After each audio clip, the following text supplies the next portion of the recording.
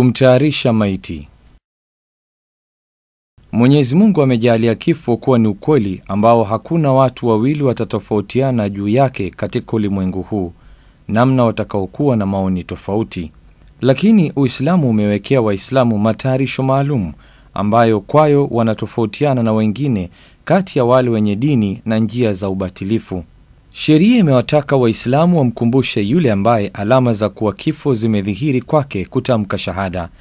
Hii ni kwa kauli ya Mtume, rehma na amani zimfikie yeye, aliposema: watamkieni walio karibia kufa kati ya watu wenu neno la hapana mola apasaye kuabudiwa kwa haki isipokuwa Mwenyezi Mungu. Na anapokufa macho yake hufumbwa na hufunikwa nguo na hufanyiwa haraka kutayarishwa, kuswaliwa na kuzikwa. Na miongoni mwa heshima ambayo Uislamu unampa binadamu hata baada ya kufa kwake ni kujalia kule kumosha maiti na kumkafini na kumbeba na kumswalia na kumzika kuwa ni faradhi ya kutosheleza. Na inatakikana ateuliwe kumosha maiti mtu anayekubalika, muadilifu, muaminifu, mwenye kujua namna ya kuosha. Pia anatangulizwa katika kuosha yule ambaye maiti mwenyewe alihusia muoshe, kisha ni yule aliyekaribia naye zaidi kwa utaratibu wa ukaribu, iwapo anajua hukumu za kuosha. Akiwa hajui, atatangulizwa mwingine anayejua kuosha. Na miongoni mwa mambo ambao wanavyoni wametanabahisha ni kuwa mwanamme aoshwe na mwanamme na mwanamke aoshwe na mwanamke, na kila mmoja kati ya waliooana anafaa kumosha mwenzake. Hii ni kwa kauli ya Mtume, rehma na amani zimfikie yeye, kuambia Aisha, radhi za Mola ziwe naye: hakuna la kukudhuru wewe lau utakufa nikakuosha, nikakukafini na kukuswalia, kisha nikakuzika. Na kila mmoja kati ya wanaume na wanawake anafaa kuwaosha watoto wasiofikia miaka 7. Wala haifai kwa Muislamu awe mwanamume au mwanamke kumwosha kafiri, wala kubeba jeneza lake, wala kumkafini, wala kumswalia, hata kama ni mtu mwenye ujamaa wa karibu naye zaidi. Lakini mashahidi waliokufa kwenye vita katika njia ya Mwenyezi Mungu wana hukumu za kuwahusu wao peke yao. Wao hawaoshwi, hawakafiniwi, wala hawasoliwi, bali huzikwa na nguo zao wakutane na Mwenyezi Mungu Subhanahu wa Ta'ala katika hali yao hiyo. Kwa hadithi iliyothubutu kwamba Mtume, rehma na amani zimfikie yeye, aliamrisha wazikwe mashahidi wa vita vya Uhud wakiwa na damu zao na wasioshwe.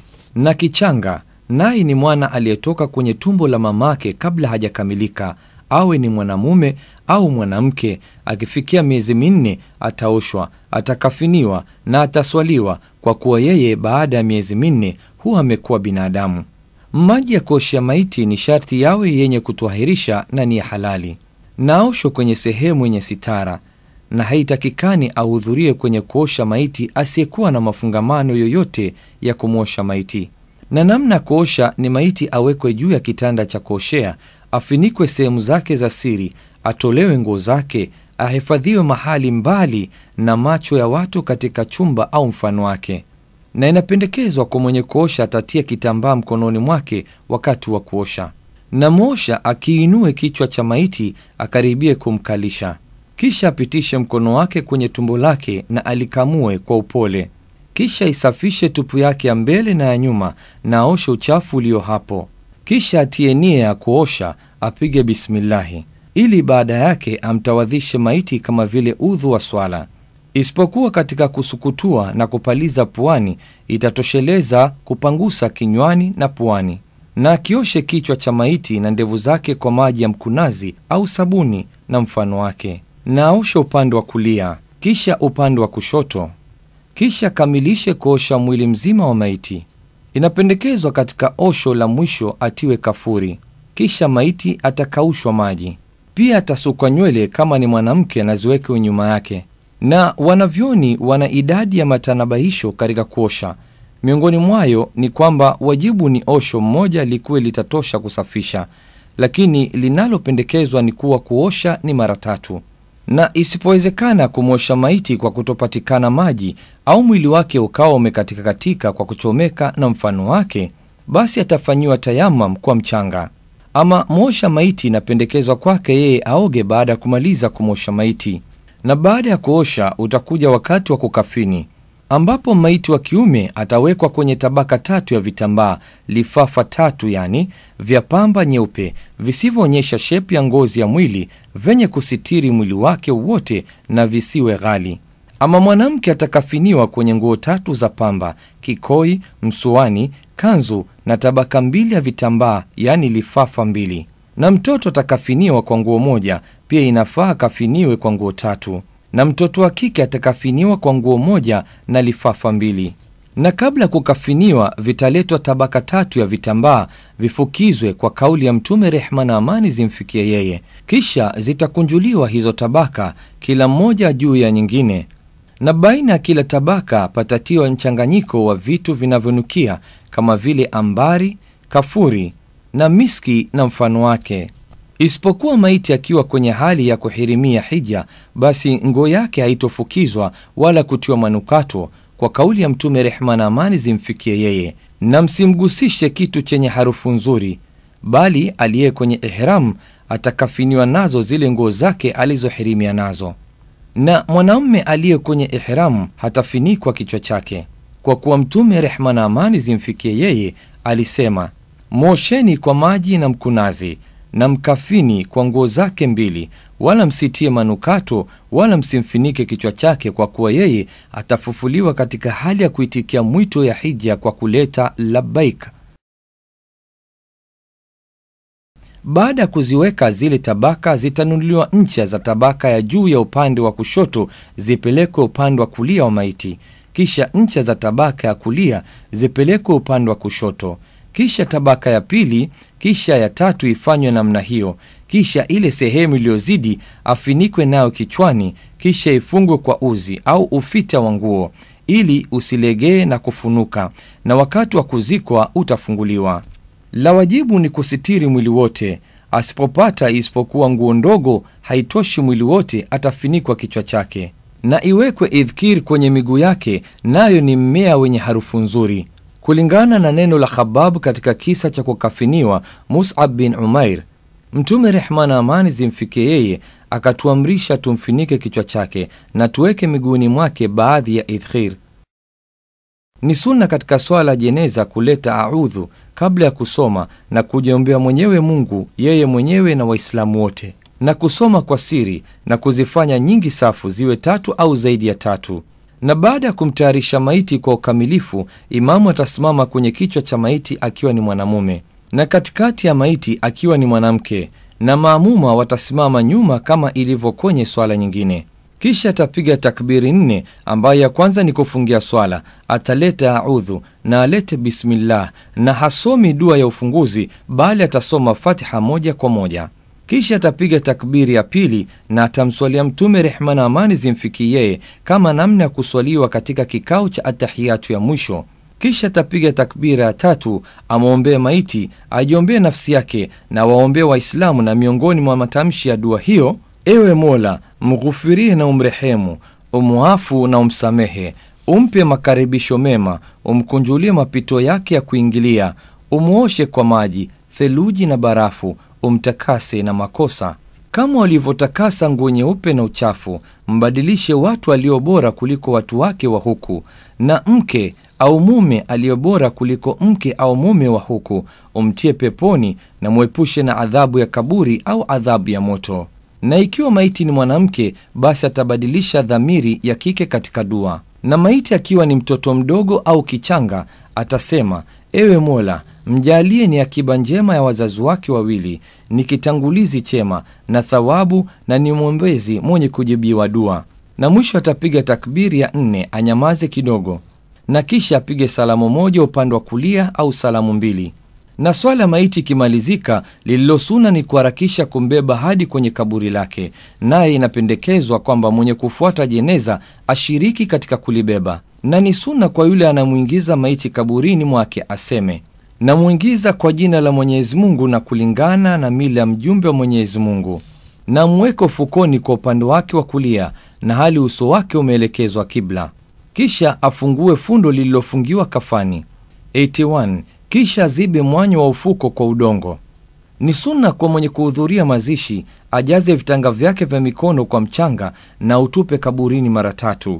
Kisha afukie kaburi kwa mchanga na ainue kadiri ya shubiri moja kutoka kwenye ardhi na iwekwe juu yake vijiwe na mawe na inyunyuziwe maji. Na si makosa kuweka jiwe kubwa kwenye ncha mojawapo ya kaburi au ncha zote mbili ili iwe ni alama yake. Ama waliofuliwa ni sunna kuwapa pole na kuwahimiza kusubiri, kwa kuwa hilo linawapumbaza nafsi zao na linawapunguzia msiba wao. Na kuwapa pole inafaa kwa kutumia tamko lolote lenye kunasibiana na lengo la kutoa pole, kama vile kusema ni cha Mwenyezi Mungu alichokichukua na ni chake alichokupa, na kila kitu kwake yeye kina muda maalumu wa kukoma, na mfano wa matamko hayo. Ni sunna kwa wanaume kuzuru makaburi kwa lengo la kuwaadhika na kuwaombea waliokufa, kwa kauli ya Mtume, rehma na amani zimfikie yeye: niliwakataza kuzuru makaburi, sasa yazuruni, kwa kuwa hayo kwa hakika yanawakumbusha akhera. Na miongoni mwa dua zilizopokewa wakati wa kuyazuru ni kusema: amani iwateremkie nyinyi, enyi wakazi waumini wa nyumba hizi, na sisi Mwenyezi Mungu anapotaka ni wenye kukutana nanyi. Au amani iwateremkie waumini wa Uislamu walio wakazi wa nyumba hizi, Mwenyezi Mungu awarehemu waliotangulia na watakaokuja nyuma, na sisi Mwenyezi Mungu anapotaka ni wenye kukutana nanyi. Na miongoni mwazo ni namuomba Mwenyezi Mungu atupe afya sisi na nyinyi. Na ni haramu kulia kwa kelele, kuomboleza, kudhihirisha papatiko na kukasirika kwa hukumu ya Mwenyezi Mungu na makadirio yake, kwani Mtume, rehma na amani zimfikie yeye, anasema: mwanamke mliaji kwa makelele asipotubia kabla hajafa atasimamishwa siku ya Kiyama akiwa amevaa nguo za lami. Pia ni haramu kupasua nguo, kujipiga makofi mashavuni, kupiga makelele na kusumua nywele au kuzinyoa, kwani Mtume, rehma na amani zimfikie yeye, anasema: si katika sisi anayejipiga mashavu au akapasua nguo au akaita mwito wa kijahilia uliokuwa ukifanywa na washirikina kabla ya Uislamu. Pia ni haramu kuwasha taa makaburini. Ibn Abbas, radhi za Mola ziwe naye, amepokea akisema: Mtume, rehma na amani zimfikie yeye, amelaani wanawake wenye kuzuru makaburi na watu wenye kufanya misikiti na kuwasha taa huko. Kadhalika ni haramu kukaa juu ya makaburi au kuyatia rangi au kuyajengea. Jabir, radhi za Mola ziwe naye, amepokewa akisema kwamba Mtume wa Mwenyezi Mungu, rehma na amani zimfikie yeye, alikataza kaburi kuchongwa, kukaliwa juu yake na kujengewa. Na imeharamishwa pia kutabaruku kwa makaburi na kuyatufu kwa kuyazunguka na kuwaomba waliokufa, kwani hii ni miongoni mwa ushirikina ikiwa itaitakidi kuwa yanamnufaisha au kumdhuru. Hii ni kwa kuwa hakuna yeyote anayenufaisha na kudhuru isipokuwa Mwenyezi Mungu. Mwenyezi Mungu anasema: sema, mimi similiki nafsi yangu kwa kuinufaisha au kuidhuru isipokuwa Mwenyezi Mungu anapotaka.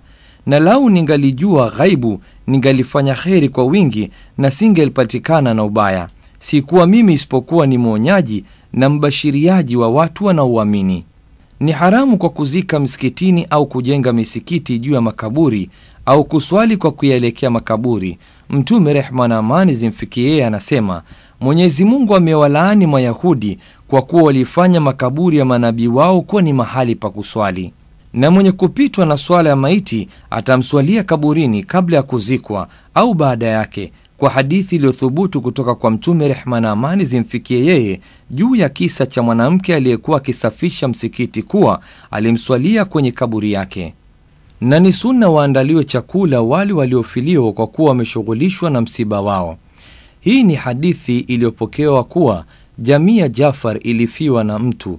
Mtume akasema: wafanyieni chakula jamii ya Jafar kwa sababu wamejiliwa na jambo la kuwashughulisha. Inafaa kumlilia maiti bila kujikasirisha au kuinua sauti na kuomboleza, kwani Mtume, rehma na amani zimfikie yeye, alipokufa mtoto wake Ibrahimu alisema: hakika jicho linatoa machozi na moyo unahuzunika, na hatusemi isipokuwa linalomridhisha Mola wetu, na hakika sisi, ewe Ibrahimu, tumehuzunishwa. Na miongoni mwa mambo yanakatazwa ni mwanamke kutoka kufuata jeneza. Hii ni kwa hadithi iliyothubutu kutoka kwa Ummu Atiya, radhi za Mola ziwe naye, alisema: tulikatazwa kufuata jeneza na hatukutiliwa mkazo.